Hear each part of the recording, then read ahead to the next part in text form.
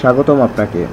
সব রকমের আপডেট এবং লেটেস্ট নিউজ পেতে অবশ্যই চ্যানেলটিতে সাবস্ক্রাইব করুন। ধন্যবাদ। নাঈম আশরাফের বান্ধবীর সংখ্যা শুনে অবাক গোয়েন্দা কর্মকর্তারা।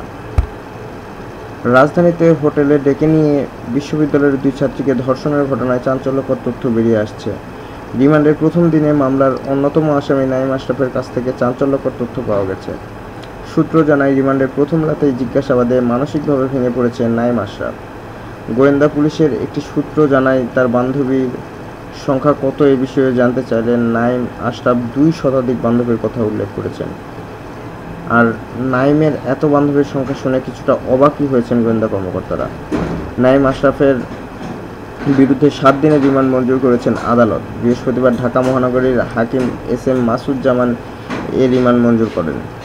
মামলার অন্যতম আসামি আপন জুয়েলার্সের মালিকের পুত্র শাফাত আহমেদ ও তার বন্ধু সাদমানকে কারাগারে প্রেরণ করা হয়েছে। শাফাতের গাড়ি চালক ও দেহরক্ষীও রিমান্ডে রয়েছে। এরই মধ্যে সেদিন রাতে ধর্ষণের অভিযোগ আনা মেয়ে দুটির কিছু অশ্লীল ছবি ফাঁস হয়ে গেছে। ছবিগুলো পূর্ব পশ্চিমের হাতে এসেছে। সামাজিকভাবে হেয় করতে মেয়ে দুটির সব সামাজিক যোগাযোগ মাধ্যমে ছেড়ে দিয়েছে কেউ কেউ। ছবিগুলো ধর্ষক শাফাতের সঙ্গে বেশ অন্তরঙ্গ সময় কাটানোর ছবি রয়েছে। এর আগে গতকাল বুধবার রাত 8টা 40 মিনিটে গোপন সংবাদের ভিত্তিতে অভিযান চালিয়ে মুন্সিগঞ্জের লৌহজং থেকে নাঈমকে গ্রেপ্তার করা হয়। ধন্যবাদ ভিডিওটি দেখার জন্য।